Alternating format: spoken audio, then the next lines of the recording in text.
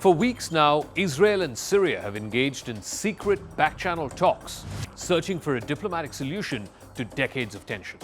This is mainly over the territory that was captured by Israel from Syria during the Arab-Israel War of 1967. Violent unrest has seized the south of Syria in recent days in a place called Sweida. It's a strategically important province on the border with Jordan and very close to Israel. Here in Sweida, over the last few days, government forces, Bedouin tribes, and militias from the Druze minority have clashed over the last week. More than 500 people have been killed in the fighting, according to the Syrian Observatory for Human Rights, which is a Britain-based war monitoring group. It is the deadliest bout of unrest to hit this region in Syria in years now. The fighting broke out last Sunday between armed Bedouin tribes and Druze militias that control large parts of Sweida. It quickly escalated, drawing in both the Syrian government forces as well as the neighboring Israeli defense forces. The Israeli news media has been awash with optimistic predictions of a limited non-aggression pact or even a landmark peace deal between the Jewish state and the former jihadists who have seized control of Syria last year. Israel's brazen strikes over these past week on Syrian government forces, including in the capital, Damascus, have highlighted the premature nature of such expectations in what is a fluid geopolitical situation.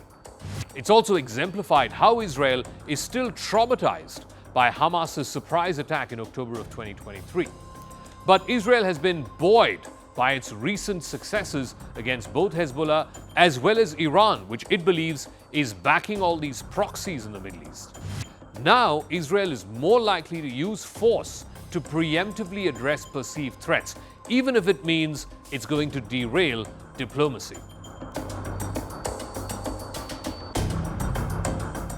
The strikes reflect Israel's post-2023 military doctrine under Benjamin Netanyahu.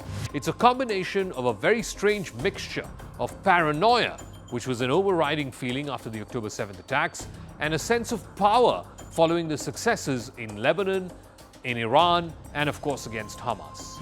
And the result is there is now a preference for force and the use of force and the demonstrable use of force rather than for diplomacy as the first resort. Israel's intervention in Syria, just as talks between Israel and Syria were gaining momentum, has now prompted some exasperation in Washington. Damascus had been trying to de-escalate tensions, but Israel seemed intent on striking regardless. Marco Rubio, who is the US Secretary of State, has described the Syria-Israel tensions as a misunderstanding. He says that the United States has helped broker a ceasefire, an agreement between all parties involved in these clashes. The specific trigger point or the spur for the current round of hostilities was Israel's actions against the Syrian government and the deployment of Syrian forces southwest of that country. This was to try and contain the fighting between the Bedouin tribesmen and the Druze minority of Syria. Though much of Syria's arsenal was decimated by scores of Israeli strikes last year, and also because of years of civil war, the Syrian government was able to send in troops in pickup trucks and outdated tanks to the south of the country in Sweida. For Israelis, that posed a couple of challenges. The first one was a perceived security threat in southwest Syria, where Israel wants to prevent the buildup of potentially hostile forces. Wary of the new Syrian government, which is led by hardline Islamists, Israel has occupied pockets of the southwest of Syria since December of last year. This in a bid to try and prevent Syrian forces from reaching the Israeli border. Israel's second challenge is not foreign, it is domestic.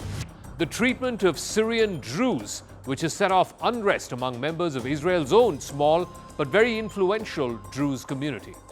The Druze community in Israel held protests, they blocked roads, and in some cases, they forced their way into the border between Israel and Syria. For now, though, it's unclear how Israel will be to a prolonged military campaign in the southern part of Syria, or if Israeli strikes were really just a short-term attempt to try and quell the fury of the Israeli Druze. Roughly 150,000 Druze live under Israeli governance, and that includes some 20,000 Druze who live in the Golan Heights. The Golan Heights Israel had captured from Syria during the Arab-Israel War of 1967. Unlike other Arab groups in Israel, the Druze have usually served in the Israeli military. In fact, some of the Druze have reached the rank of military general. Other Druze have even died in combat during the ongoing Gaza war. The possibility of Iran directly entering this conflict is a very complex but a very real possibility. While Iran is deeply entangled in Syrian affairs, it supported the previous Bashar al-Assad regime, whether through the IRGC or through the Hezbollah, its motivation is not rooted in defending the Druze minority. The Druze do not identify themselves as Muslim, but they've been an influential minority community both in Israel and in Syria. Iran has no ideological or sectarian affinity for the Druze. The Druze are a heterodox religious group who are often viewed with suspicion by both Sunnis and Shias. If Iran intervenes in this war between Israel and Syria, if it does so more aggressively, it would be less about protecting the minorities or protecting the Druze. If Iran were to get involved in this war, it would be more about undermining Israel and asserting Iran's regional power. For Tehran, the strategic calculus is very simple. It is to weaken Israel, it is to bolster the axis of resistance, and it is to prevent any normalization of ties between Damascus and Tel Aviv. Syria had been making quiet overtures towards Israel about joining the Abraham Accords. This was also encouraged by some other Gulf Arab countries like Saudi Arabia and the UAE, but now those efforts seem to be in jeopardy. The renewed Israeli strikes and the Syrian missile responses have hardened positions on both sides. And if Iran were to ramp up its own involvement in this war, it could scuttle any backchannel diplomacy which is aimed at reintegrating Syria into the normalization process between the Arabs and the Israelis. For now, though, the strikes have cast a long shadow over the negotiations between Israel and Syria, and that leaves little immediate hope for any kind of diplomatic agreement. But Israel is most likely still hoping for some kind of limited non-aggression pact with Syrian leader al-sharaa. Netanyahu's maximalist call for a completely demilitarized zone south of Damascus may simply be an opening gambit. Ultimately, he will also have to settle for a compromise.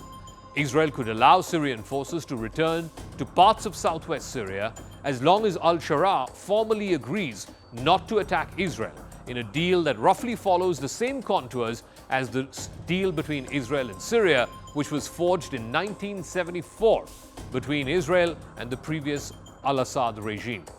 For now, though, a lot is still up in the air between Tel Aviv and Damascus. Then the last thing the region needs is yet another full-blown war after almost 2 years of non-stop Israeli wars, first against Hamas, then Hezbollah, the Houthis, and finally the limited strikes against Iran.